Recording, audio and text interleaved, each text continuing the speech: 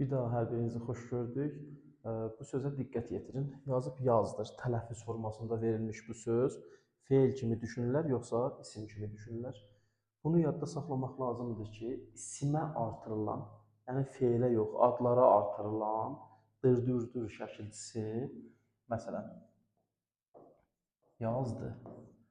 Tələffüz formasında bu cür yazılıbsa, bu söz heç vaxt feil kimi düşünülə bilməz. Çünki feillərdəki dır şəkilçisi ixtisar olunmuş. Yazdı yazıbsa, mütləq isim kimi düşünülür. Yazdır yazılıbsa, heç vaxt isim kimi düşünülmür və feil kimi düşünülür. Yəni bu yazdırmaq feilidir.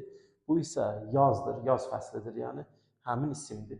Deməli, qaydamız budur ki, dır, durdur xəbərli şəkilçisi adlara qoşulduqda dı, dudu şəklində formalaşır. Yəni yazdır deyəndə yazdır fəsli olur yazdı.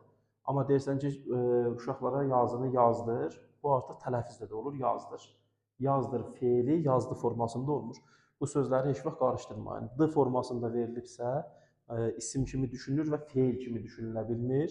D formasında verilibsə də feil kimi düşünülür və isim kimi düşünülmür.